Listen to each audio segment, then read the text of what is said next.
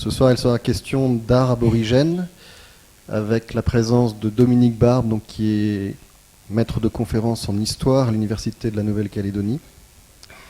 Alors, je dois préciser que cette conférence s'inscrit dans la lignée de la célébration des 10 ans du NAIDOC.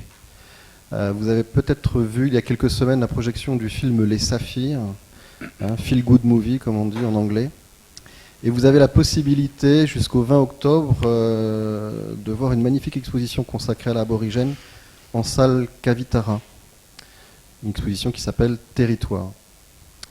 Alors, il y a beaucoup d'autres choses qui se passent au centre culturel en ce moment, donc je ne vous en voudrais pas si tout à l'heure vous avez l'idée, le souhait de vous rendre à la séance de figurines qui est un des premiers spectacles de danse qui ouvre le festival One Dance, festival qui ouvre officiellement aujourd'hui et qui durera jusqu'à mi-septembre. Donc figurines, c'est Stan Kabarloué, et vous aurez au fil des jours la possibilité de découvrir d'autres compagnies, qu'elles soient en lien avec la danse traditionnelle ou la danse contemporaine. Alors, je voudrais juste rajouter que Dominique Barbe est presque polymorphe, polyvalent, je ne sais pas comment dire, il a commis beaucoup de choses et il s'est mis en tête à un moment donné de nous proposer une histoire du Pacifique des origines à nos jours. Donc en 2008 est paru ce pavé aux éditions Perrin, livre qui est disponible ainsi que beaucoup d'autres références le concernant ou concernant l'art aborigène à la médiathèque du centre Chibaou. Et, me disait-il, son dernier bébé correspond à une participation à la revue Hermès pour un numéro intitulé « Le monde pacifique dans la mondialisation ». Voilà. Je précise également que cette conférence est enregistrée, qu'elle sera disponible dès la semaine prochaine sur le site de la DCK, adck.nc, dans la rubrique catalogue et publications multimédia. Donc je remercie notre conférencier, je vous remercie d'être présents nombreux ce soir. Et je vous incite à poser des questions tout à l'heure, questions qui sont également enregistrées. C'est ce pourquoi nous vous proposons de tendre la main pour obtenir le micro. Merci beaucoup et à tout à l'heure. Merci, bonsoir. Donc je vais vous parler de l'art aborigène, mais comme je l'ai souvent fait, je ne vais pas parler de l'art aborigène en tant que tel, je vais parler surtout de l'évolution actuelle de cet art et du marché de l'art aborigène, tout en rappelant quand même un certain nombre de choses que j'ai déjà abordées. Alors j'ai choisi déjà cette diapositive pour illustrer mon propos, puisque c'est une diapositive, c'est une toile tout à fait intéressante. Comme Freddie Timms en fait souvent, c'est un artiste des Kimberleys, qui représente un croisement, et j'ai pensé que cette toile pouvait illustrer tout à fait mon propos, puisque l'art aborigène est au croisement de plein de choses. D'abord des valeurs traditionnelles qui le portent, comme le respect de l'environnement, comme le respect de la nature, et puis au croisement d'une forme plus contemporaine d'art, puisque l'art aborigène connaît actuellement, ou a connu dans les années précédentes, puisque ça s'est un peu calmé, des sommets, au point de vue coût financier. Le deuxième croisement, c'est aussi l'approche de l'art aborigène. Il y a deux façons d'approcher l'art aborigène. Il y a une façon tout à fait anthropologique, qui a longtemps prédominé, et qui rappelle que l'artiste est dans une communauté très précise, que cet artiste en plus n'a pas toute la liberté de s'exprimer, puisqu'il emploie des façons de faire qui lui viennent de ses parents, qu'il transmettra lui-même à ses enfants, etc.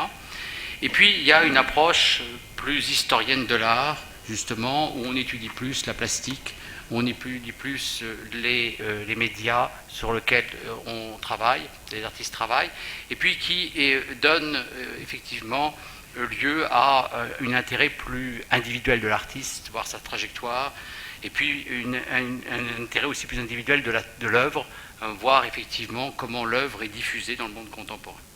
Alors ces deux approches ne sont pas du tout opposées, elles sont totalement complémentaires. Il est impossible de faire de l'histoire de l'art aborigène sans effectivement aller chercher chez les anthropologues un certain nombre de clés de lecture en particulier. Voilà ce que je vous propose aujourd'hui, donc en vous rappelant d'abord quels sont les principaux centres de l'art aborigène. Donc cette carte a l'immense avantage d'être extrêmement simple avec ces trois couleurs, La couleur verte indique le Western Desert, enfin le Central Desert, pardon. C'est-à-dire toute cette partie que vous connaissez bien où on fait du dotting, cette peinture avec des points. La partie orange est plus mêlée, puisque dedans on a à la fois la peinture sur écorce et puis la peinture qui est faite avec des pigments. D'ailleurs, Freddy Timms sort de cette région-là, c'est-à-dire on prend une matière assez épaisse. Et puis pour terminer, et puis le détroit de Torres qui est tout à fait à part, dont je ne parlerai pas ce soir. Et puis à côté, il y a, pour terminer, cette couleur bleue qui indique que l'art aborigène se développe actuellement dans un certain nombre de centres urbains, ce qu'on appelle l'art aborigène urbain. Alors, je vais d'abord voir ce que j'ai appelé permanence. Permanence, c'est-à-dire effectivement toute cette partie de l'art aborigène qui est totalement traditionnelle et qui continue à être fait. Je commence par des peintures pariétales, donc j'irai très vite sur ces deux premières parties. Peinture pariétale, où effectivement on a la première en haut, une peinture tout à fait traditionnelle de X-ray, en bas une peinture faite au charbon de bois qui est beaucoup plus abstraite, ou alors on a aussi ces figures Wandjina qu'on trouve effectivement dans les Kimberleys.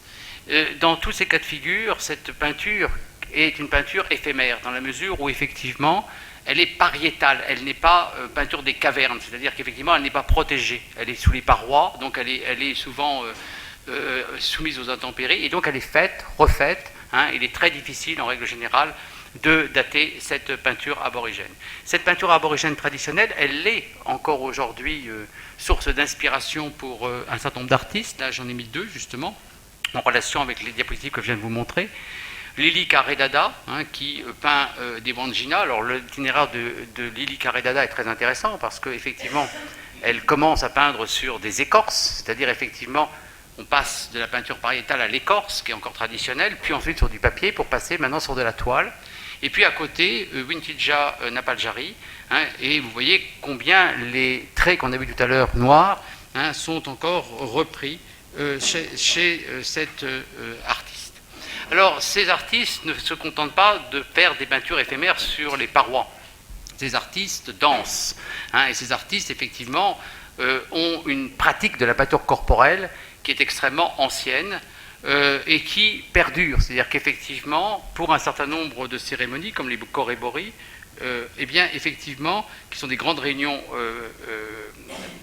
périodiques, eh bien, on se peint le corps. Alors là, c'est tout à fait traditionnel de ce qu'on trouve en terre d'Arnhem, avec ces hommes qui ont effectivement sur le corps soit des rarques, c'est-à-dire, on en parlera tout à l'heure, ça fait un peu comme de l'écossais, soit alors des grandes feuilles, comme celui qui est tout à fait à gauche.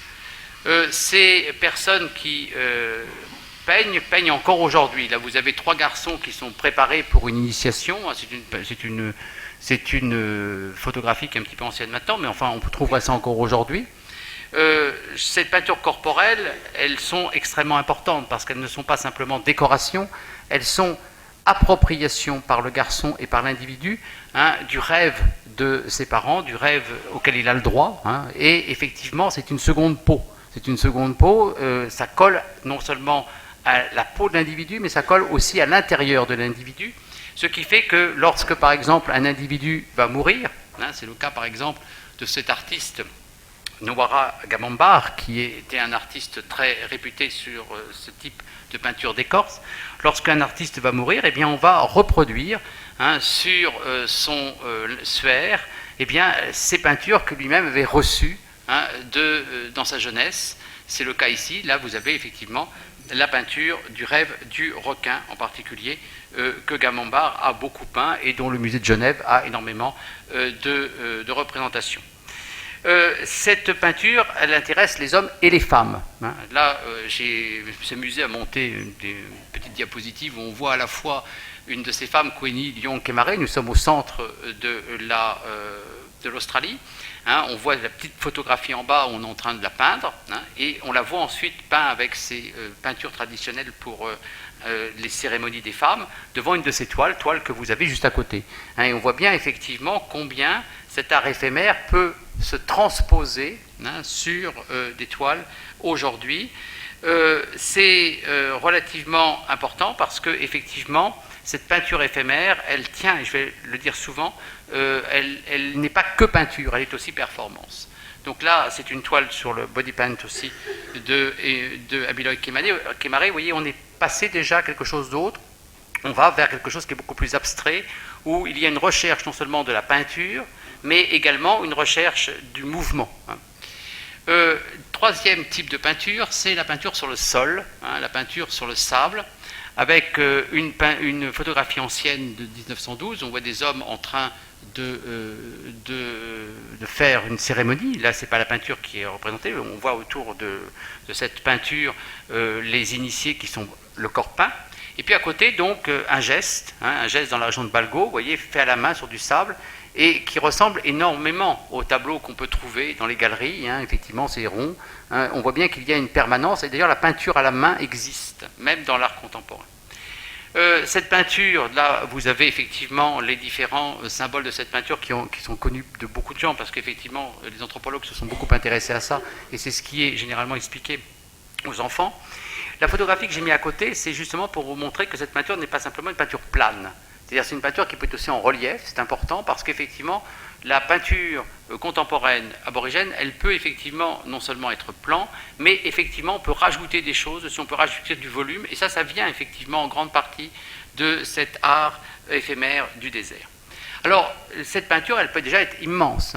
J'ai trouvé ces photographies sur Internet. Vous voyez la taille de cette représentation de peinture sur le sable. Là, le matériel employé est un matériel grossier, c'est-à-dire qu'en fait, on a employé des cailloux de couleurs différentes. On peut employer d'autres choses, comme des feuilles séchées, comme des pétales, et ceci pour une performance, donc, qui est une performance sacrée, c'est-à-dire on danse son rêve autour de cela ou sur cela. Donc peindre est une performance. Peindre est une performance, et peindre ou faire ce genre de choses, c'est effectivement le faire en chantant, en racontant des histoires. Alors, dernier type d'art moins éphémère, mais éphémère quand même, parce que ce sont des objets qui n'étaient pas appelés à durer. C'est d'abord ces objets qu'on appelle des toits, qui sont relativement rares, qu'on a trouvés dans la région du centre également, qui servait à être planté justement sur ce genre de dessin. Donc il faut imaginer ce genre de dessin avec en plus planté un certain nombre de petits objets de ce type, pour effectivement rappeler le passage d'un ancêtre, etc. Et puis vous voyez que ce type d'objet a donné naissance dans l'art actuel et contemporain à d'autres avatars, puisque Linnaeus, qui est un des grands artistes aborigènes de la fin du XXe siècle, a peint un certain nombre de dingos en s'inspirant effectivement de ces toas, ces dingos effectivement ayant une forte connotation politique.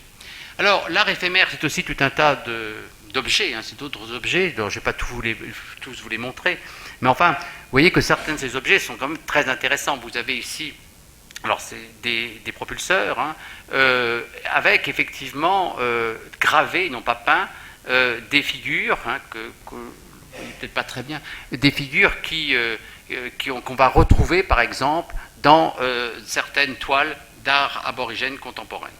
Ces couteaux qui étaient montrés au Quai Branly le montrent aussi. Alors là, ces couteaux avaient été montrés en grande partie à Victoria et au Quai Branly, justement à la grande exposition sur Papounia l'année dernière, parce que non seulement ils montrent une permanence finalement dans le graphisme, dans le dotting de l'art aborigène, mais ils montrent aussi que l'art n'est pas forcément quelque chose de réservé à la cérémonie. On peut aussi avoir un art qui est un art du quotidien, un art de tous les jours, puisque effectivement ces couteaux n'avaient pas de caractéristiques pour cérémonielles. Autre type d'objet plus ou moins éphémère, parce que là aussi d'une durabilité c'est des objets qui durent 20 ou 30 ans dans le désert, qui durent plus longtemps dans les collections, mais qui ne durent pas très longtemps. Ce sont les boucliers, boucliers qui reprennent effectivement un certain nombre de thèmes. Vous voyez qu'un certain nombre de ces boucliers sont des boucliers qui reprennent le thème du serpent arc-en-ciel, bien évidemment, l'orage ayant une très forte connotation dans les mythes et les croyances aborigènes, dans la mesure où effectivement l'orage apporte la pluie, et que l'orage, ce sont des éclairs, et les éclairs ressemblent à des serpents, donc il y a effectivement une analogie entre les deux.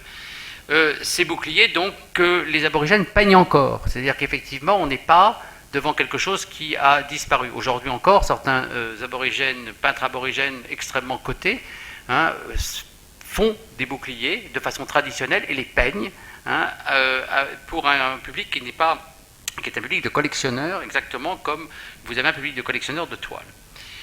La preuve, c'est que là, vous avez, en 72, au moment où commence Papunya, une photographie qui vous montre un des peintres de Papunya en train de peindre, non pas des boucliers, mais des coulamons, c'est-à-dire, effectivement, c'est cette espèce de grand bol plat, dans lequel, effectivement, on peut mettre des graines, on peut mettre tout un tas de choses. Enfin, dernier exemple d'objet, un peu moins éphémère parce que plus dur, c'est les lonka qui, effectivement, là aussi, reprennent le thème de la zébrure du ciel. Alors, voilà pour cette première partie extrêmement rapide, parce que ce sont que des rappels de choses que vous avez déjà entendues, vous avez déjà vues. Maintenant, je voudrais voir effectivement un peu comment ces objets, cette pratique picturale, cette pratique de l'art est rentrée en contact avec le monde moderne et avec les tendances occidentales. Donc, première diapositive de cette partie, c'est effectivement une diapositive vous montrant des hommes dans les années 60 en train de peindre des bark painting, c'est-à-dire des écorces d'eucalyptus, avec les matériaux que vous avez en bas. C'est-à-dire qu'effectivement, en bas, vous avez ces pigmentations qui sont naturelles, ce sont des pigments naturels, avec 4 couleurs principalement, 4 couleurs, le noir de fumée, la chaux, et puis 2 ocres plus ou moins rouges, ou plus ou moins jaunes, que l'on va chercher quelquefois dans d'autres groupes, donc ça donne lieu à effectivement des échanges. Ce qui vous donne effectivement, finalement, une palette qui n'est pas très riche, c'est la palette que vous avez là, mais qui vous donne aussi une palette qui est proche de la palette médiévale. C'est-à-dire qu'effectivement, on n'est pas dans des couleurs qui se déclinent, mais dans des couleurs où les plus proches sont les couleurs les plus saturées. La saturation donne la proximité. Un beau rouge est plus proche d'un beau noir ou d'un beau blanc, d'un blanc vif, qu'un rouge d'un rose, par exemple. Ce qui est totalement différent pour le spectre de la couleur entre notre société et la société aborigène. Ces peintres peignent assis. Vous voyez qu'il y en a 3 qui peignent et 2 qui font autre chose. Les 2 qui font autre chose, ce sont des assistants. C'est-à-dire, alors ce mot se traduit de façon différente selon les groupes. On parle quelquefois de baristeurs, etc. Ce sont des jeunes, généralement, qui s'initient à la peinture et qui s'initient aussi au chant et aux histoires que les peintres racontent en peignant. Je vous parlais tout à l'heure de performance, on va le retrouver dans l'art contemporain. Et effectivement, nous sommes devant déjà quelque chose qui s'apparente plus à la performance qu'à la peinture stricto sensu. Alors voilà ce qu'on peint. On peint effectivement des peintures de ce type. Là, vous avez un mythe extrêmement célèbre dans les territoires du Nord. Remarquez toutefois que ce mythe extrêmement célèbre des sœurs Wawilak a été peint pour la première fois en 1937. Ce qui montre une chose, ce qui montre bien que les mythes ne sont pas figés et qu'effectivement on a des mythes nouveaux qui peuvent apparaître, des changements dans les mythes anciens, des rencontres de mythes. Et donc là, vous avez quelque chose qui ne fiche pas la peinture. C'est-à-dire que la peinture aborigène, même si vous êtes dépositaire d'un rêve, le rêve que vous avez n'est pas absolument identique au rêve que votre père ou votre mère avait. Ces peintures aborigènes, elles ont été ramenées en grande partie en France par un monsieur qui s'appelait Karel Kupka, que vous avez ici, qui a rapporté pas mal de peintures sur écorce entre 1956 et 1964. C'était un peintre lui-même, qui était devenu ethnologue par intérêt pour la peinture aborigène, et qui effectivement a laissé sa collection au Quai Branly. C'est-à-dire, si vous allez au Quai Branly, vous avez des dizaines, des centaines de toiles qui ont été ramassées par Karel Kupka. Karel Kupka a écrit un livre, et ce livre a été préfacé par André Breton. Je le signale parce qu'effectivement, c'est dans les années 60, début des années 60, que tout d'un coup, les sommités surréalistes s'intéressent brutalement à l'art aborigène. Je dis brutalement parce que si vous prenez la carte du surréalisme qui est apparue dans la revue Variété en 1929, qui est une anamorphose du monde selon l'intérêt que les surréalistes apportent à ce monde, vous vous apercevez que l'Australie est quantité négligeable par rapport, par exemple, à la Nouvelle-Guinée et surtout par rapport à la Nouvelle-Irlande ou à la Nouvelle-Bretagne ou encore à l'île de Pâques. Donc, tout d'un coup, les surréalistes s'y intéressent. Karel Kupka n'est pas le seul ethnologue à avoir fait ça, il y en a d'autres. Je vous cite par exemple plus tardivement Sandra Lebrun-Holmes, qui va jouer un rôle très important dans la découverte, dans la mise en valeur de la peinture du nord de l'Australie, grâce à ses relations avec le chef Irawala, qui lui-même est un peintre, et donc il initie cet anthropologue, ethnologue, à la peinture aborigène. Et du coup, on voit apparaître des collections, aussi bien chez Karel Kupka, mais aussi chez des gens comme Donald Thompson, de peinture aborigène. L'idée étant finalement que cette peinture, cet art aborigène, c'est une fenêtre pour pénétrer le monde péréen des mentalités, selon l'expression de l'anthropologue Elkin.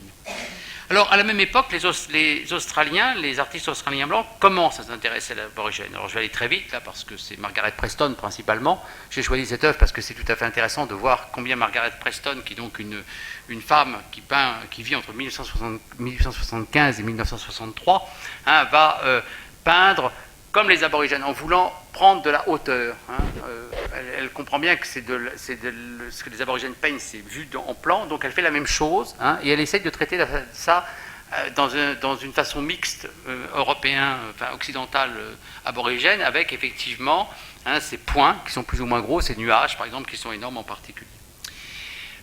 Les aborigènes eux-mêmes se sont initiés à la peinture selon les critères blancs. Vous avez deux exemples bien connus maintenant, celui de Tommy Macrae, qui peint vers les années 1890. Enfin, peindre, c'est un bien grand mot parce qu'il dessine plus qu'il ne peint, mais il utilise effectivement du papier, il utilise des crayons, il utilise de l'encre, et il peint effectivement des coraux, des danses en grande partie, des danses qui sont plus ou moins interdites aux autres. C'est-à-dire qu'en fait, c'est déjà une ouverture. C'est-à-dire que penser que Papunya, c'est une ouverture, la première du monde, sur le monde étranger, c'est un peu faux, dans la mesure où déjà vous avez à cette époque-là une volonté de montrer qu'il y a une identité aborigène et des coutumes aborigènes. Alors, Macrae a été très connu de son temps et est resté connu parce qu'il a illustré beaucoup de livres pour enfants en particulier. Ce n'est pas le cas de son contemporain William Barak, qui lui utilise là aussi du papier, mais utilise, vous le voyez, des crayons et aussi des pigments naturels. C'est-à-dire que là, vous avez la volonté de peindre aussi, comme de façon traditionnelle, avec la peinture que fournit le sol, c'est-à-dire effectivement la peinture, les ocres et autres charbon de bois et compagnie. Donc Macrae qui a aussi une façon de peindre qui est très différente. C'est-à-dire qu'effectivement, vous êtes sur de la peinture rythmique en quelque sorte. Vous voyez, c'est toujours la même figure qui est déclinée de façon régulière. On est effectivement devant un art tout à fait intéressant. Alors c'est intéressant de voir que William Barak avait disparu et a été montré pour la première fois au public australien il y a une trentaine d'années. Donc sa redécouverte, lui, va avec la mise en valeur de l'art aborigène. Alors, contemporain de Margaret Preston, mais j'en parlerai peu parce que vous le connaissez sans doute, Albert Namatjira, qui est considéré comme le premier artiste aborigène, qui surtout peint comme les artistes occidentaux, qui s'initient à l'aquarelle en grande partie. Et là, je vous ai mis effectivement le même paysage sur deux supports différents. Sur un papier, une aquarelle sur papier, c'est ce qu'il savait le mieux le faire, et puis le paysage aquarellé sur un voumera, c'est-à-dire effectivement sur un objet destiné à la vente. Alors cette toile est extrêmement célèbre, puisque effectivement elle figure même sur les timbres australiens. Je vous rappelle qu'Albert Namatjira est un peintre qui a été très connu de son temps. C'est le premier aborigène à avoir reçu la citoyenneté britannique, enfin australienne exactement, et qui a fini sa vie assez tristement d'ailleurs.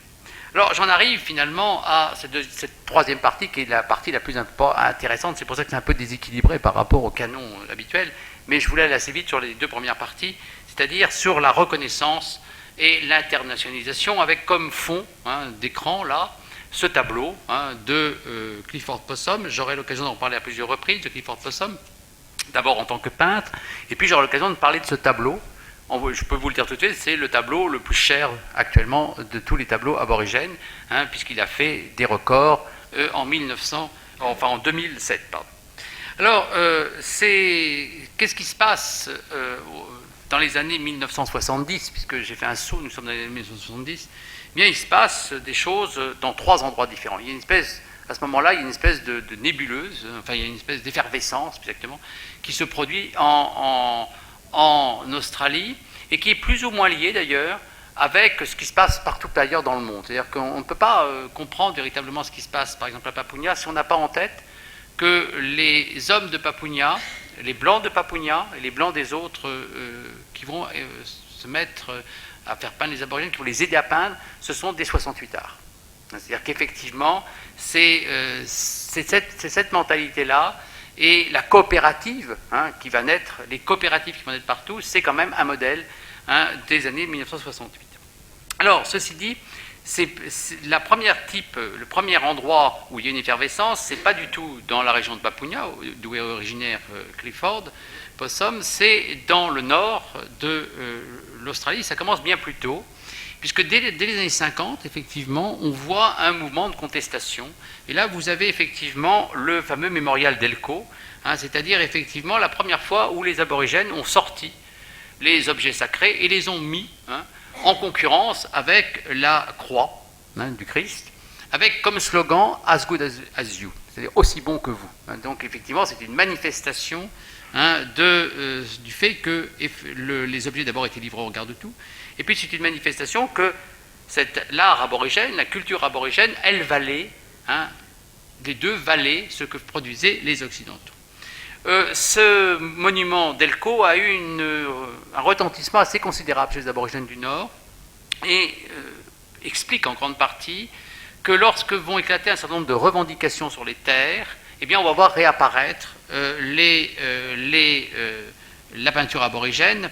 Là, je vous ai mis effectivement la pétition de Yirrkala de 1963, qui est effectivement une bark painting, c'est-à-dire effectivement une peinture sur écorce habituelle. Donc on est allé chercher un eucalyptus au moment de la saison des pluies, on l'a aplani, on l'a un peu brûlé pour l'aplanir, pour le faire chauffer. Ensuite on a peint autour effectivement un certain nombre de motifs.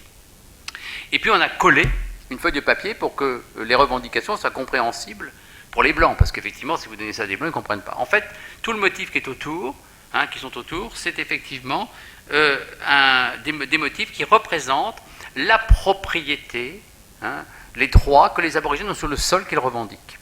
Alors c'est intéressant parce que ce document va recevoir une véritable valeur cadastrale et va être reconnu, assez tardivement d'ailleurs, par le gouvernement fédéral, à tel point qu'aujourd'hui, vous le voyez, ce document est à la maison du Parlement, avec d'autres documents du même type. D'ailleurs, ça va tellement bien fonctionner j'aurais pu vous montrer d'autres documents du même type où non seulement on a des peintures du Nord, mais aussi des peintures du Centre. On voit très nettement le dotting apparaître pour des revendications identiques. Donc ça, c'est effectivement la première chose, c'est l'art qui est mis au service des revendications. La deuxième chose, le deuxième événement qui va bouleverser effectivement ce monde de l'art aborigène, c'est un événement totalement exogène au monde aborigène. C'est l'achat par le gouvernement australien d'une œuvre de Jackson Pollock, Blue Poles, number 11, qui n'est pas une toile, qui est une émail sur aluminium peint, de très grande taille, regardez la taille, plus de 2 mètres sur plus de 4 mètres, presque 5 mètres, qui est à la National Gallery d'Australia, et qui coûtait une véritable fortune.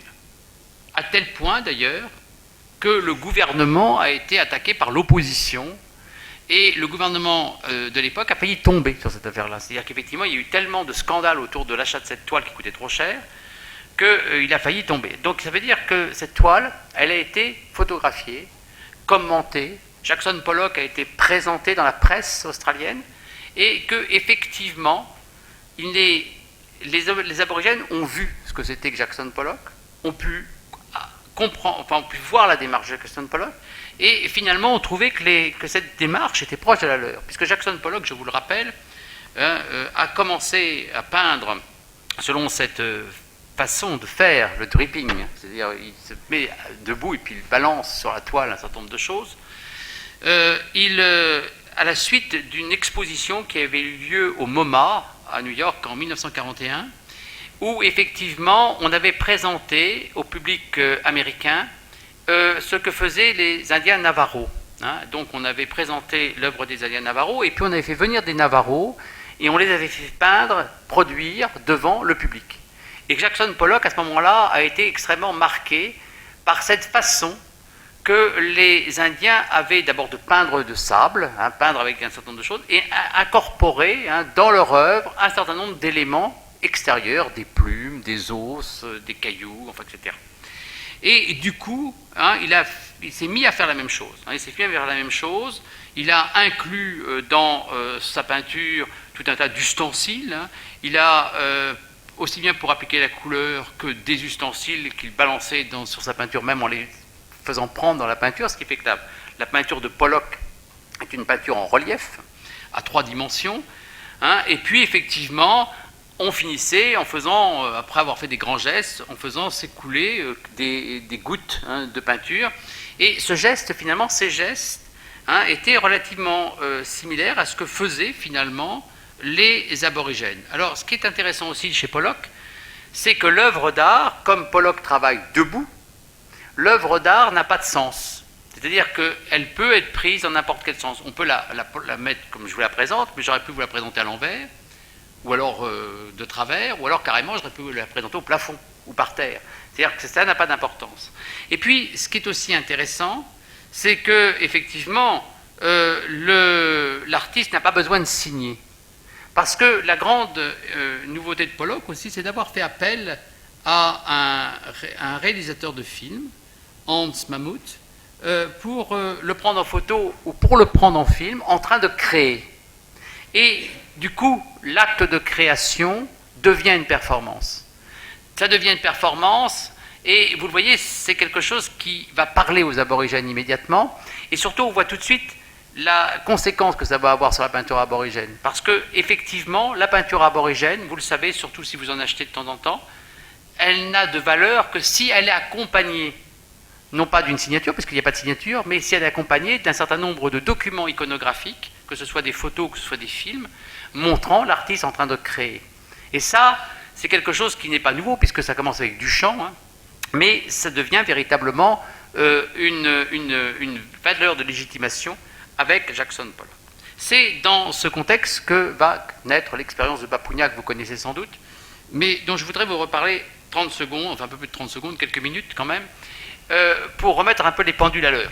Parce que Bapunia, bon, c'est d'abord un endroit sinistre. Je vous ai montré 2 photographies là, qui montrent le côté... alors il y en a une, bon c'est joli, c'est vu du ciel, mais on voit bien que la végétation est rare. Surtout quand on voit la première, qui vous montre Bapunia en 58, au moment où justement on ouvre ce centre, dans lequel on regroupe des aborigènes de familles, de clans différents, qui ne se connaissent pas véritablement, et qui sont en majorité Pintupi. Dans ce contexte, il y en a 3 qui sont, non pas Pintupi, mais qui sont allementières, et qui maîtrisent mieux l'anglais que les autres, et qui sont des gens qui sont liés par le sang, qui pratiquent déjà l'art pour la vente. C'est-à-dire qu'effectivement, ils font des petites sculptures, ils font des petites peintures qu'ils vendent. Alors là, on n'est pas dans l'art véritablement parce que c'est destiné aux gens de passage, ça ne transite pas par des galeries, mais n'empêche qu'ils ont une pratique du commerce avec l'extérieur. Ces 3 personnages, les voici. C'est d'abord Kapa Tangipicha en juillet 1972. C'est lui, le principal cerveau, si j'ose dire. C'est lui le principal. Alors quand je dis cerveau, c'est peut-être pas le meilleur peintre, mais c'est effectivement celui qui sait organiser, c'est celui qui pense, et c'est celui qui va remporter les premiers succès. Et puis à côté de lui, il y a ses 2 parents liés par le sang qui sont cousins proches, cousins germains. Clifford Possum Tapaljari, qui est jeune, on l'a vu tout à l'heure devant sa grande photo, quelque temps avant sa grande peinture, quelque temps avant sa mort. Et puis le dernier, Tim Laura Tapaljari. Et ces 3 hommes ont une pratique de la peinture. La preuve, c'est que Kapa Champichimpa va faire cette œuvre et va gagner un prix. Nous sommes en 1971. Ce prix, il présente ce prix. Donc c'est une œuvre qui va recevoir un prix parce qu'elle est, d'abord elle est surprenante, c'est une aquarelle sur contreplaqué, donc ceux qui sont peintres parmi vous savent que c'est pas très fréquent, aquarelle sur contreplaqué. Elle représente effectivement une cérémonie, la cérémonie du kangourou, Kulgarli, et elle représente une cérémonie mais avec deux plans différents, c'est-à-dire que vous avez effectivement un homme debout, tout à fait en haut, avec sa coiffe, qui montre du doigt un poteau, et il y a le même poteau de l'autre côté similaire, et puis il y en a un par terre, et puis, donc ça c'est quasiment figuratif, si j'ose dire. Et puis, à côté de ça, vous voyez, il y a des ronds, et puis des arcs de cercle, qui correspondent effectivement à des centres de la cérémonie, et puis des gens assis, et puis il y a des pas d'animaux, etc. Donc on est effectivement dans une peinture qui est à plusieurs dimensions. Et c'est ça qui va effectivement plaire énormément, et c'est comme ça que finalement, Kaapa va recevoir ce prix qui tout d'un coup va avoir un écho très important dans la communauté de Papunya, parce que ça montre qu'un aborigène peut gagner.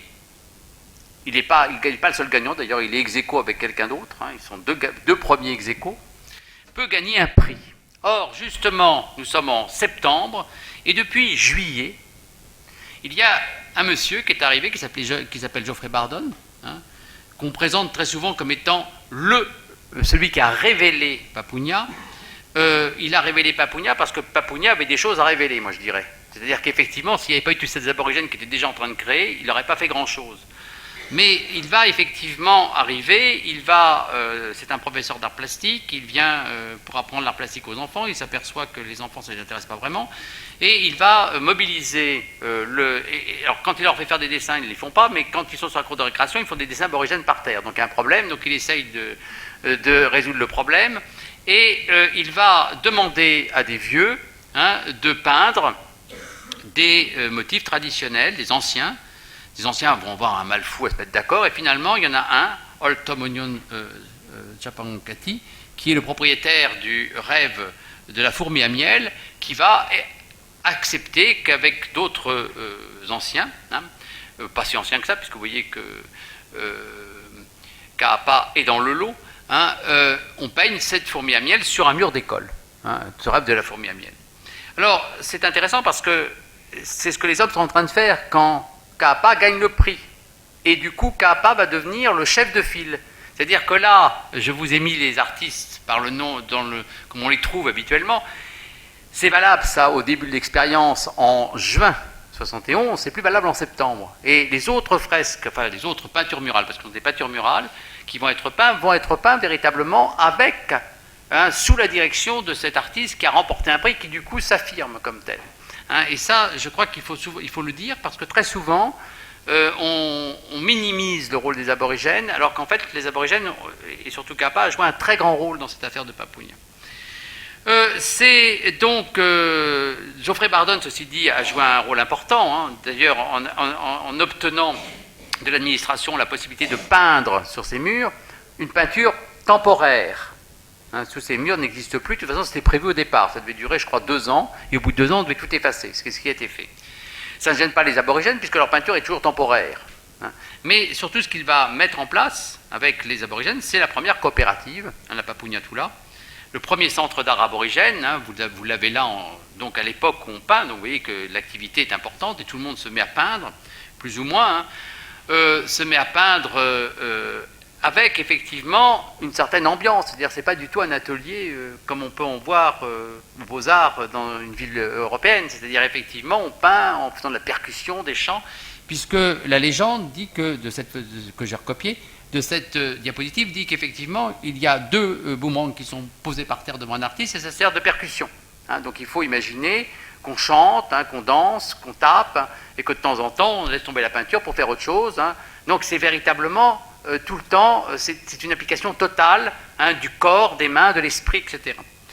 Alors, pendant qu'on peint cela, eh bien, les 3 compères que je vous ai montrés tout à l'heure continuent sur leur lancée. C'est-à-dire qu'ils ont une avancée d'avance, enfin une tête d'avance, si j'ose dire. C'est-à-dire qu'ils vont expérimenté plein de choses. Et en particulier, d'abord, ils continuent à peindre à plusieurs, c'est le tableau du bas, hein, de Kaapa et de Tim Laura, hein, donc là c'est un tableau tout à fait classique, mais surtout, c'est le tableau du haut, qui est plus tardif, qui date de 1980, vous le voyez, mais qui a une taille absolument invraisemblable. C'est le premier grand tableau aborigène, hein, de 2 mètres sur presque 7 mètres, et qui en fait est une reprise d'un certain nombre d'éléments. Vous voyez, on a l'impression quand on regarde cette toile qu'il y a à l'intérieur même des toiles.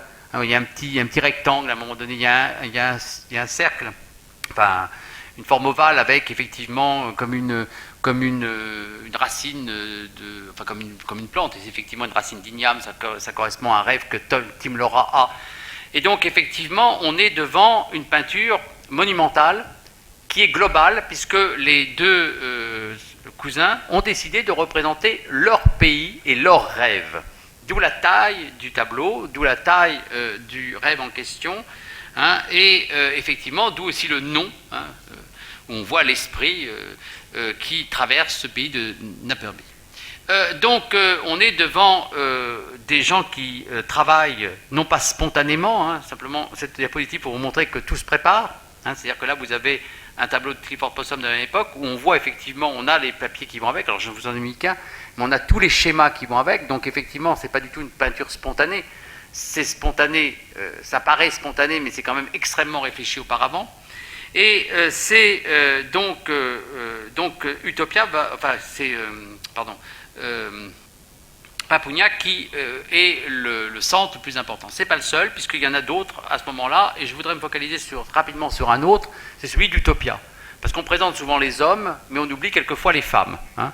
Et les femmes vont avoir effectivement aussi un grand rôle dans cette création, dans ce vent de création qui souffle sur les déserts australiens.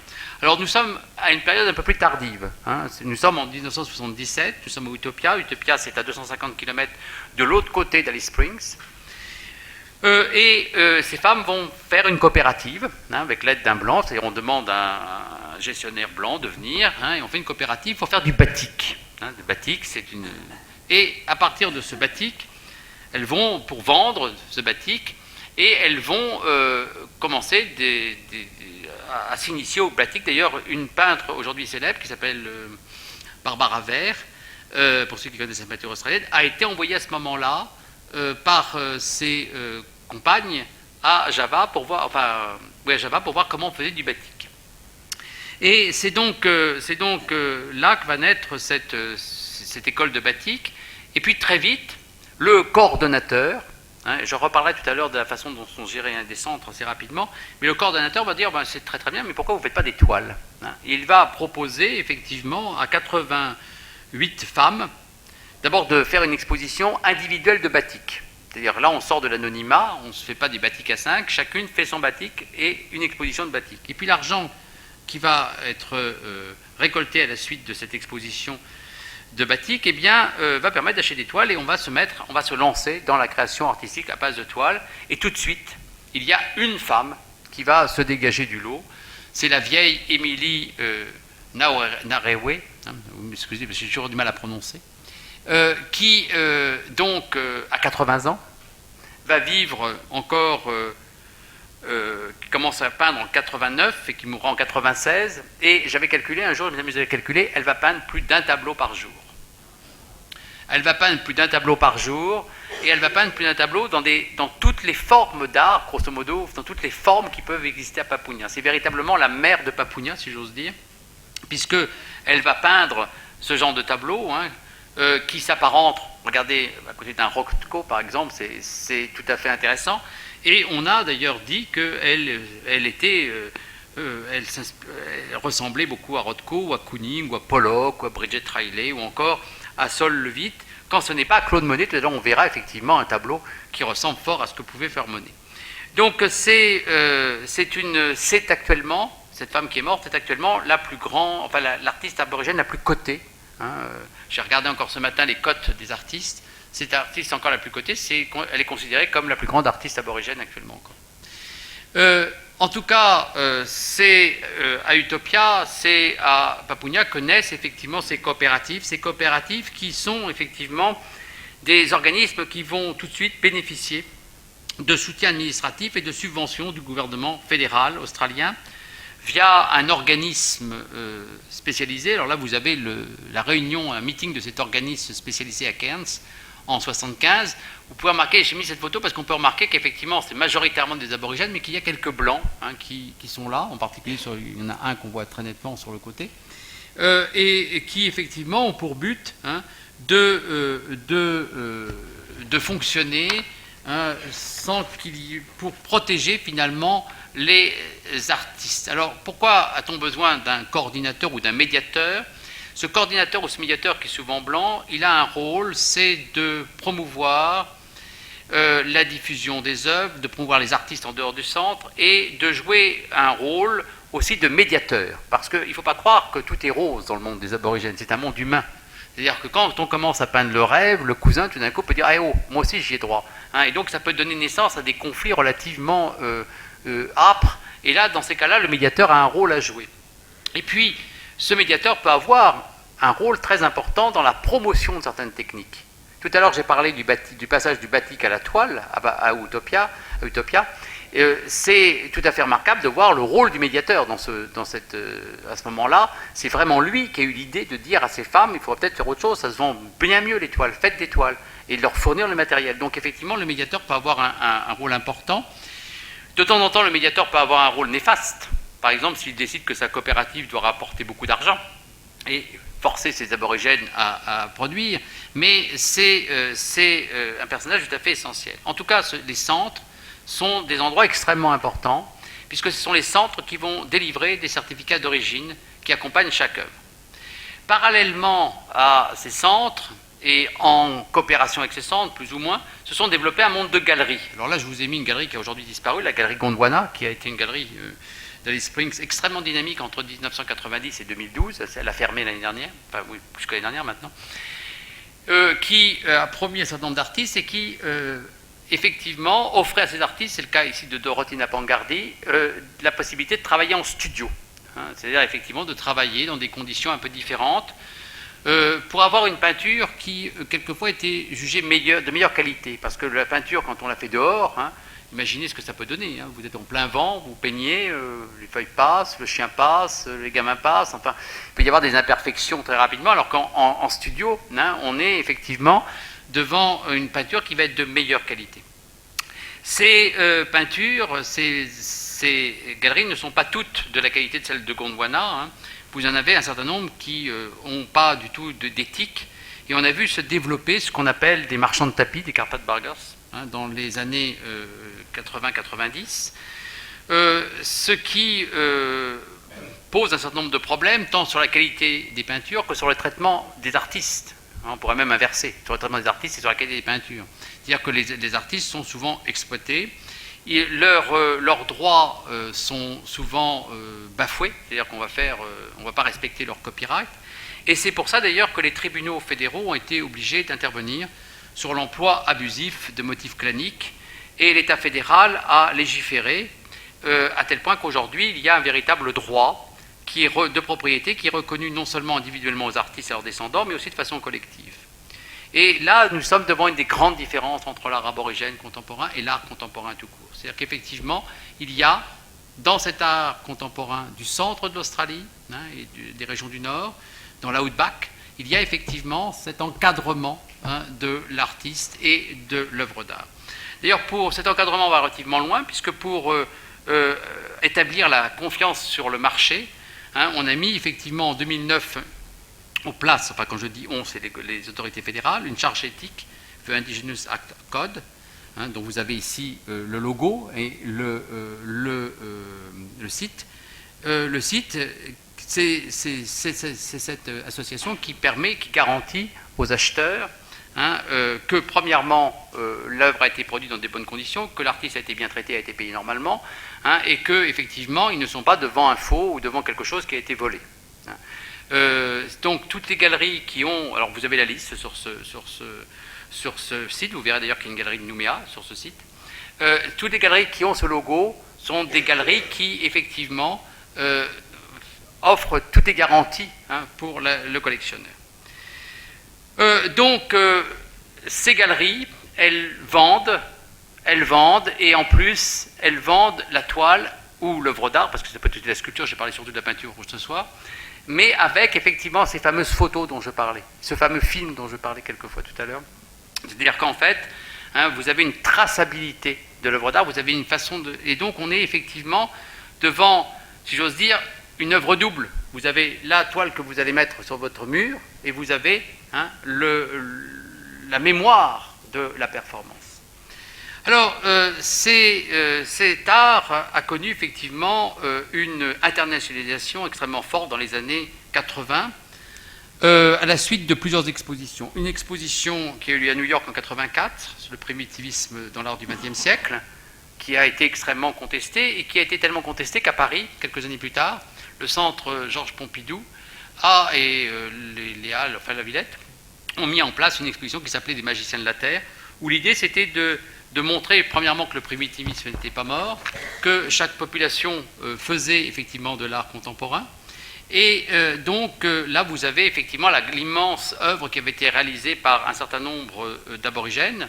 Vous voyez, c'est une piste de danse en fait, avec effectivement cette espèce de petit ce volume en plein centre, qui est mis effectivement en communication, en dialogue avec effectivement une toile de une œuvre de Richard Long. Donc cette exposition est très importante parce qu'elle va révéler au monde européen et au monde américain, puisque c'est un dialogue entre l'Amérique et les Européens, ce qu'est l'art aborigène traditionnel, et du coup, elle va permettre à un certain nombre de musées de suivre l'exemple des musées australiens, puisque là, vous avez, un peu avant cette exposition Magiciens de la Terre, cette œuvre magnifique qui a été faite pour le musée de Canberra, qui est plus qu'une œuvre, puisque c'est un mémorial. Le musée de Canberra, qui est le musée qui a la toile, enfin l'œuvre de Jackson Pollock, donc c'est un musée d'art contemporain. Vous y trouvez des toiles absolument gigantesques, parce que les formats sont absolument... Le musée est immense, donc les formats sont gigantesques, c'est tout à fait agréable. Mais il y a effectivement une association art aborigène, art contemporain, alors qu'en Europe, les choses sont un peu moins nettes, puisque les musées qui aujourd'hui montrent de l'art aborigène, ce sont principalement des musées comme le Quai Branly, là vous avez le plafond du Quai Branly, ou alors les musées des Confluences à Lyon, qui n'a pas encore ouvert et qui ouvrira peut-être jamais, mais ça c'est une autre histoire, mais qui déjà proposent un certain nombre de publications où l'art aborigène est en bonne place. En tout cas, cette entrée des aborigènes dans les musées va les obliger à continuer sur leur lancée, c'est-à-dire que là par exemple j'ai pris au hasard une œuvre de Kitty Cantilla, où on voit comment une artiste aborigène est passée de la bark painting à la peinture sur papier, parce qu'effectivement c'est plus facile dans un musée d'art contemporain. Alors pour terminer, donc deux choses. D'abord, cette intégration, c'est aussi le marché. Le marché, c'est effectivement des ventes publiques. Alors tout de suite, on est très loin des résultats du marché international. Je vous rappelle que la toile la plus chère actuellement a été vendue en 2011. C'est le joueur de cartes de Sésame qui a été vendu 250 millions de dollars. Elle est suivie dans le livre des records d'une toile de Jackson Pollock, vendue 161 millions de dollars. Si vous regardez la toile que je vous ai montrée tout à l'heure, Walugulung de Clifford Possum, qui a été vendue à Melbourne en 2007, on est à 2 148 000 dollars. Donc on est effectivement très loin derrière. Mais il n'empêche que c'est un marché qui a connu une envolée, principalement entre 1989 et 2007. La première toile qui effectivement a connu une envolée remarquable, c'est celle de de Johnny Warankula, qui a été vendue 2 fois à 3 ans d'intervalle. La première fois, elle a été vendue 206 000 dollars. La deuxième fois, 3 ans après, plus du double. Donc ça n'a pas ému beaucoup le peintre, qui a dit « oh bon, c'est pas mal, oui ». Enfin, sa prise de position était absolument extraordinaire les 2 fois. Surtout la deuxième fois où il n'avait rien à faire, véritablement, il avait autre chose à faire.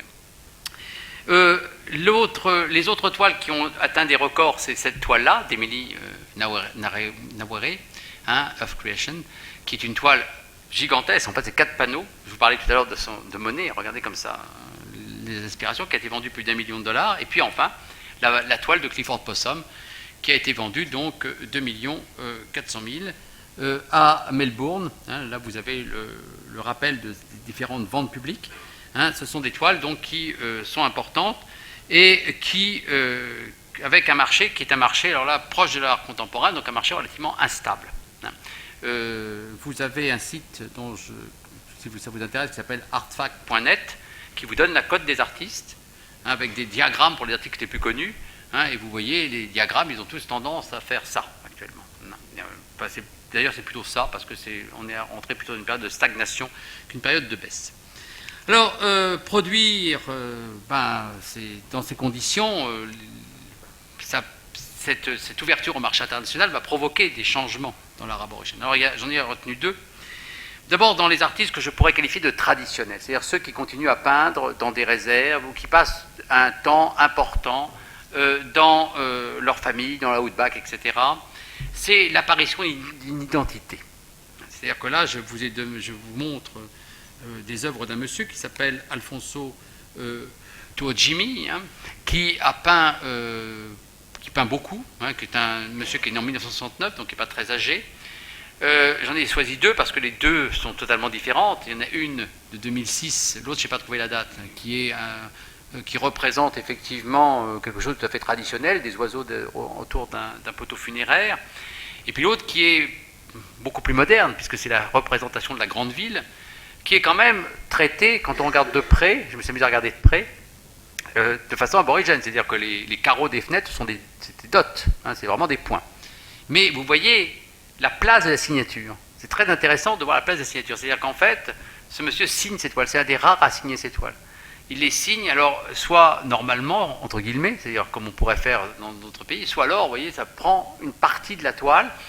C'est quelque chose qui apparaît actuellement.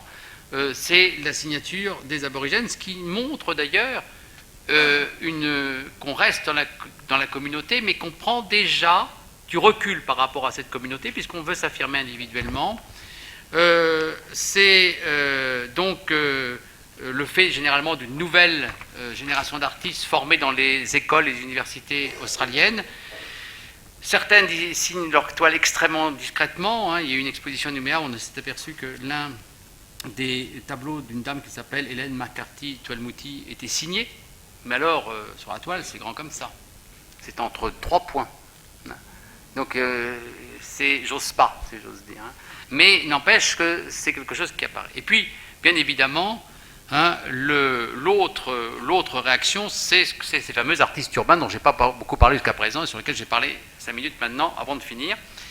C'est effectivement ces photos. Alors, celles-là, nous sommes devant des gens qui sont aborigènes ou qui se sentent aborigènes, parce qu'ils sont souvent le fruit de métissage, mais qui ont connu une histoire familiale mouvementée, parce qu'effectivement, ce sont des gens qui ont été arrachés aux bouches, c'est la génération volée, par exemple, et qui vivent dans les villes et qui vont utiliser toutes les formes d'art contemporain. Photographie, vidéo, collage, installation, toile, mais souvent, quelquefois, ils refusent la toile, et ils refusent en tout cas un média, c'est le bar painting. Ça, la peinture sur écorce, à ma connaissance, j'en ai jamais vu chez ces gens-là. Ou alors, c'est des œuvres très anciennes, parce que les œuvres de Richard Bell très anciennes, elles sont très très proches de ce qu'on faisait dans la Outback. Ces aborigènes, donc, revendiquent comme objet de leur travail ce qu'ils appellent l'aboriginalité, c'est-à-dire l'identité aborigène, et ils vont effectivement être souvent extrêmement contestataires. Là, vous avez une œuvre de Richard Bell qui est effectivement l'artiste fer de lance de cette contestation. C'est un monsieur qui est né en 1953, donc qui est plus tout jeune maintenant, et qui a effectivement, qui est un autodidacte, qui est un meneur d'hommes, si j'ose dire, et qui effectivement est le fondateur d'un groupe qui s'appelait Campfire, et qui lance son premier manifeste. Le manifeste, c'est notre histoire et a été assainie, stérilisée. Je veux l'exposer telle qu'elle a été, et donc il va effectivement se mettre à contester l'Australie blanche, en particulier dans ce tableau, le fameux, qui fait partie du fameux théorème de Bell, où effectivement l'idée c'est que l'art aborigène c'est une chose blanche, c'est ce qui est marqué sur ce tableau. Alors vous en avez d'autres, bon, je n'ai pas le temps de vous les montrer, j'ai déjà montré quelques fois d'ailleurs, c'est où on voit effectivement, il s'inspire de Roy Lichtenstein et puis il fait quelque chose qui ressemble à Roy Lichtenstein, et puis on voit sur le côté des noms d'artistes occidentaux, mais classés comme les galeries le font, les galeries d'art aborigène le font, c'est-à-dire comme les noms sont imprononçables, on va les mettre par prénom. Donc une critique effectivement de ce type de pratique. Donc on est effectivement devant une critique de la politique des galeries, une critique de l'institution australienne, qui fait une critique du post-colonialisme, et cet enfant terrible de l'art aborigène a réussi commercialement et médiatiquement très bien au niveau national et international, puisqu'il est actuellement rangé parmi les 50 artistes les plus collectionnés du monde aborigène. Il a gagné le Telstra, qui est un des grands prix de peinture australienne en 2003. C'est un artiste donc qui est aujourd'hui classé 3065e sur ce site Artnet dont je vous parlais tout à l'heure. Bon, c'est pas la panacée, c'est fait en fonction des ventes, mais ça vous donne une idée. Si vous prenez Clifford Possum, il est 13 666e, si j'ose dire. Donc on n'est pas du tout dans la même gamme, et effectivement ça montre bien que ces artistes sont beaucoup plus intégrés au monde de l'art contemporain. Ce sont des gens qui voyagent beaucoup plus, qui exposent beaucoup plus à l'étranger, et puis qui n'ont pas de contraintes claniques. Alors, du même acabit, il y en a d'autres. Bon, un plus jeune, Tony Albert, là, qui vient de faire une exposition que malheureusement je n'ai pas vue à l'Anya South Wales Gallery, qui est très intéressante, puisque vous voyez que là on dépasse largement, c'est véritablement une installation. Et on est effectivement donc devant, alors là aussi c'est quelqu'un qui est jeune, beaucoup plus jeune, il est né en 1981 lui. Il est 6447e sur ce site. Donc là aussi, ça vous montre bien que ces artistes, ils ont effectivement, ils sont intégrés dans les circuits d'art contemporain, et ils se définissent comme aborigènes, mais ils ne sont pas forcément vendus là où on trouve des aborigènes. Alors, pour terminer, donc en conclusion, que dire ? Eh bien, il semble bien que 41 ans après Papounia, l'art aborigène soit toujours à la croisée des chemins, voire même, là, du coup, ait pris des routes très différentes. Puisque d'un côté, vous avez l'art que l'on fait dans les communautés fortes et soudées de l'Outback, en particulier, où effectivement, l'art reste traditionnel dans ses motifs, dans les médias utilisés. On n'utilise quasiment que la toile ou l'écorce, ou le bois, parce qu'on fait aussi des sculptures. Je n'ai pas beaucoup parlé de sculpture parce que j'ai préféré axer mon propos, comme il est très limité dans le temps, sur la peinture. Et donc, effectivement, où que la communauté a un poids qui souvent empêche l'artiste de mener sa carrière tout seul. L'artiste qui a aussi des contraintes par rapport à la communauté. Gloria Pettiare, qui est une des artistes actuellement les plus en vogue de l'art aborigène, une des plus productives, qui vit à Utopia, nourrit à elle toute seule 80 personnes. Donc il était évident que si elle arrête de peindre, c'est une catastrophe pour la famille au sens large. Donc il est compréhensible dans ces conditions qu'effectivement l'artiste de la Outback est effectivement un peu, soit pas toujours très bien, et un mal-être qui provient de la transformation de la société aborigène et de ce milieu dans lequel ses ancêtres ont toujours vécu. En milieu urbain, eh bien, les choses sont différentes, puisque les aborigènes qui ont fortement côtoyé les institutions blanches et les occidentaux, eh bien, adoptent souvent les voies des artistes occidentaux pour se faire connaître. Ça veut dire qu'ils managent leur carrière, comme ces derniers, allant d'exposition en résidence, qu'ils ont un CV.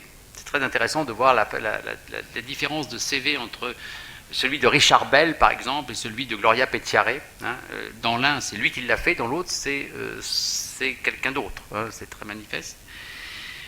Donc, la question qu'on peut se poser, c'est de savoir si l'encadrement dont bénéficie l'art aborigène de la Outback, et qui permet une lisibilité meilleure pour un art jeune, c'est la justification que donne Stéphane Jacob. Vous avez son petit bouquin là-bas, sur la table, qui est un petit livre qui est sorti l'année dernière, qui est très très bien pour ceux qui veulent s'intéresser à l'art aborigène et qui ne connaissent pas grand-chose.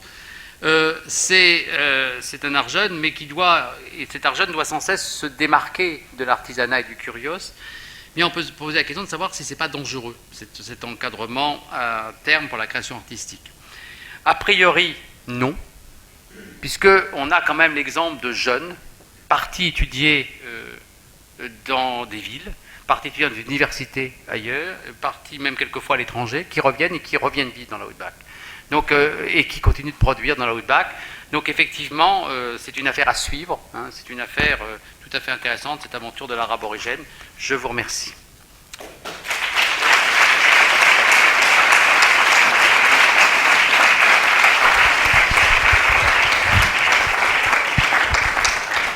Donc j'ai mis ici une courte bibliographie, vraiment il y a très peu d'ouvrages.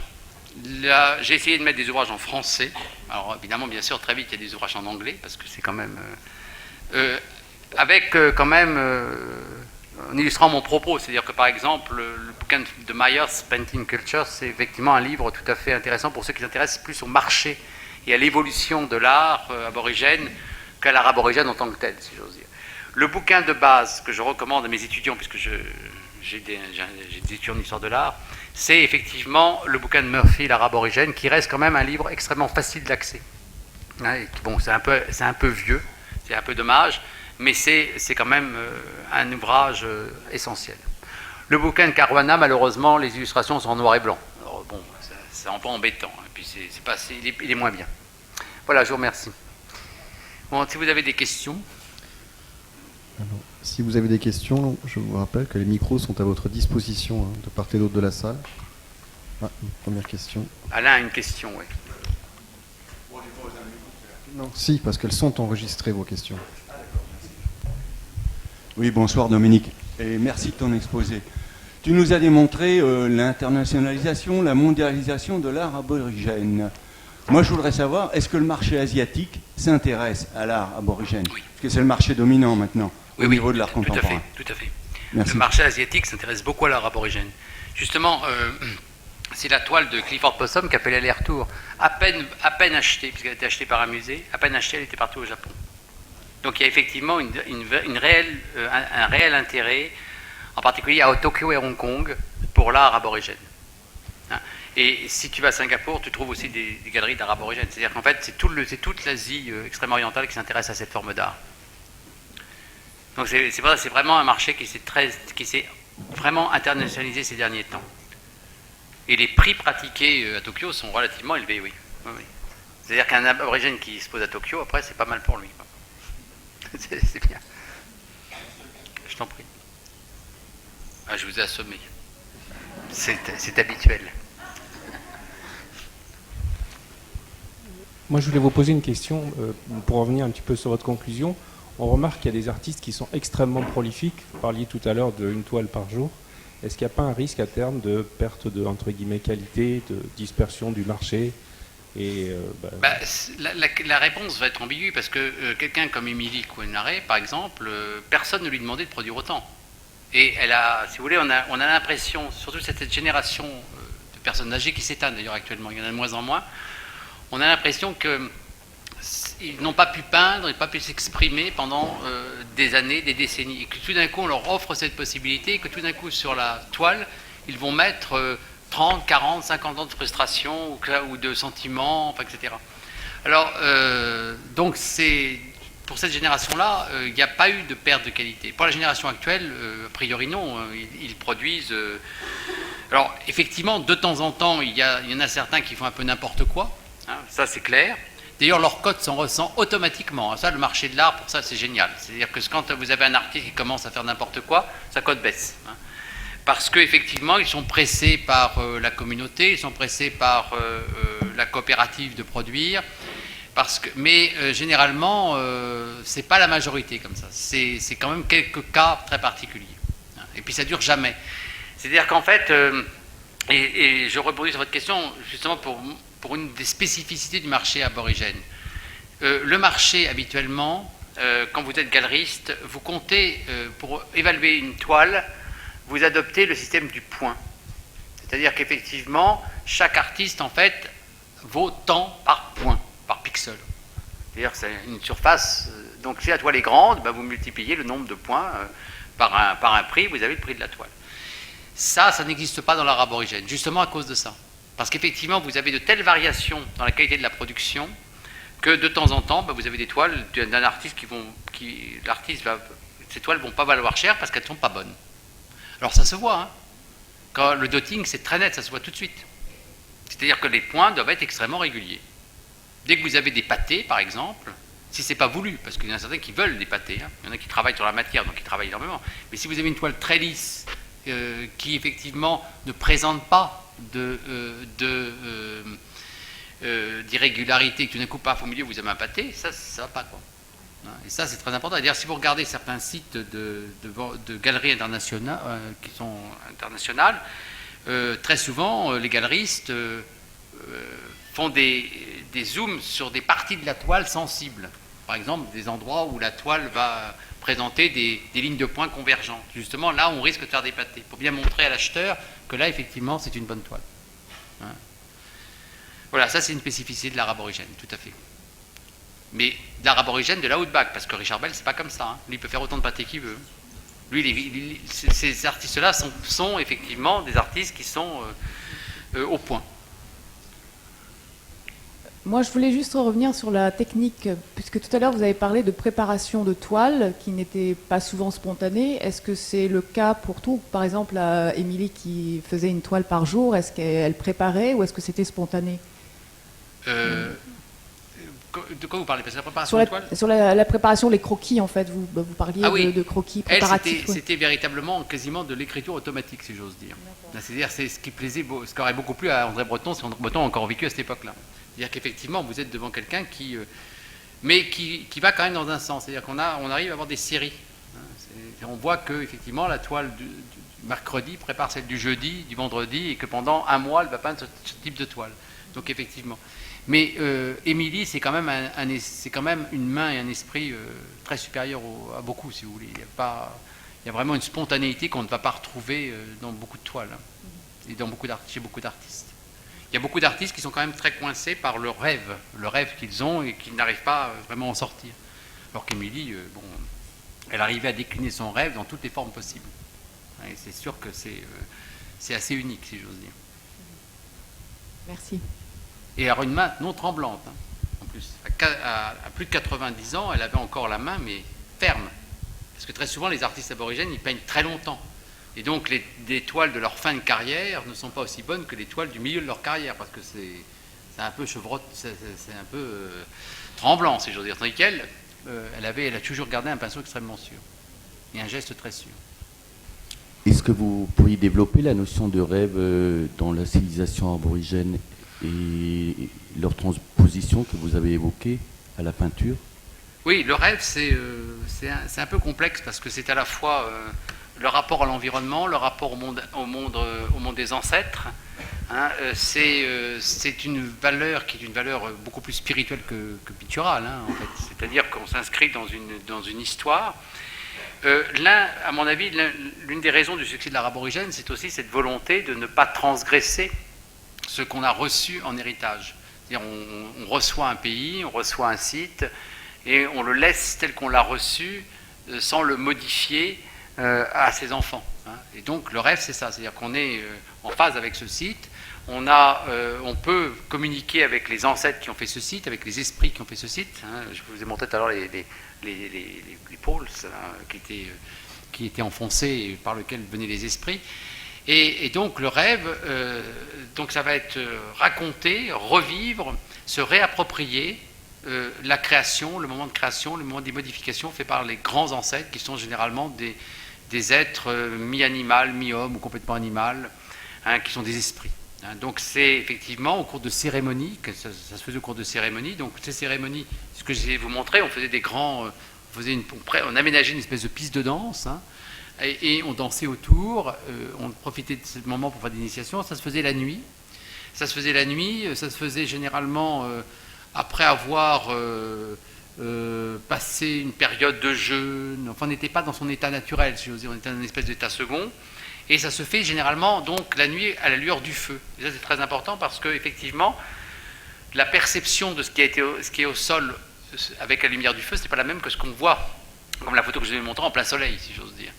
Et ça, vous allez le retrouver dans certaines œuvres actuelles, où effectivement, et c'est ce que j'ai voulu vous montrer, mais j'étais très rapide, sur Abiloy Kemaré, où il y a bien les peintures corporelles, mais il y a aussi cette volonté de montrer le mouvement du danseur, le mouvement du site, le mouvement du rêve, et on revit le rêve comme ça. On revit le rêve de cette façon-là, pour apprendre le rêve aux enfants, parce qu'il faut bien que les enfants... eh bien, c'est à ce moment-là que rentre en ligne de compte la peinture. C'est-à-dire qu'effectivement, les enfants, on les initie, dans la société traditionnelle, on les initiait au moment où on faisait ces grands dessins sur le sol. Aujourd'hui, on les initie en chantant, en racontant les mythes devant une toile. C'est-à-dire que les enfants, ou les jeunes, parce qu'il y a de moins en moins d'enfants, il y a surtout des jeunes, maintenant les enfants vont à l'école, hein, eh bien, les jeunes, eh bien, ils apprennent la peinture comme ça. C'est-à-dire ils apprennent la peinture, mais ils apprennent les chants, ils apprennent les percussions, ils apprennent quelquefois la danse qui va avec, hein, et tout ça, ça fait qu'un tout. C'est-à-dire que la photographie que je vous ai montrée de cette femme, Queenie Kémaré, Lyon Queenie Kémaré, c'est un tout. C'est-à-dire que sa peinture n'est pas indissociable d'elle, n'est pas indissociable de son rêve.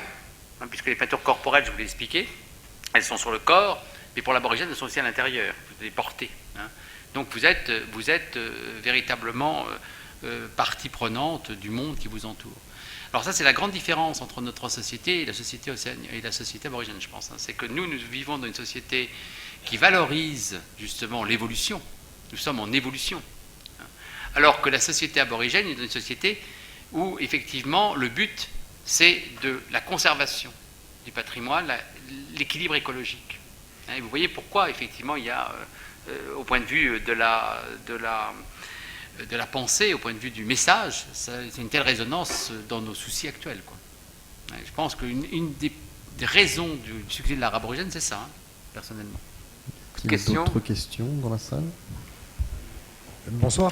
Vous venez de parler d'initiation des enfants et on a vu, en ce qui concerne les peintres aborigènes de l'Outback, au début des diapositives, qu'il y avait des peintres initiés et d'autres qui les assistaient.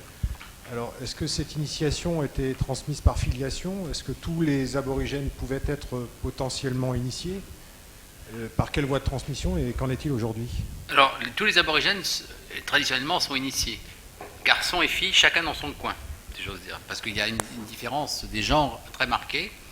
Et ensuite, à l'intérieur même de chacun des groupes, ça va dépendre des liens de parenté fictifs.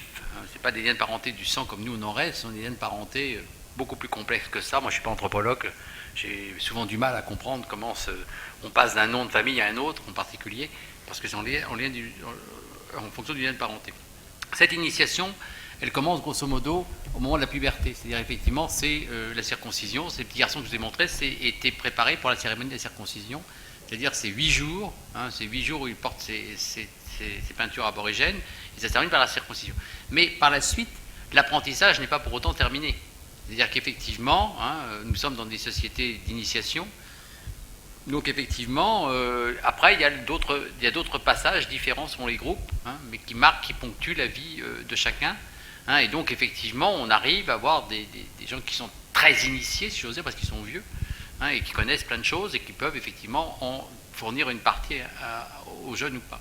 En tout cas, pour ce qui est de la peinture traditionnellement, n'importe qui ne peut pas peindre n'importe quoi. Il faut avoir être passé justement par certaines étapes pour pouvoir peindre tel ou tel motif. Autrement, on ne peut pas. Hein, ou tel conte. Bien. Est-ce qu'il y a une toute dernière question?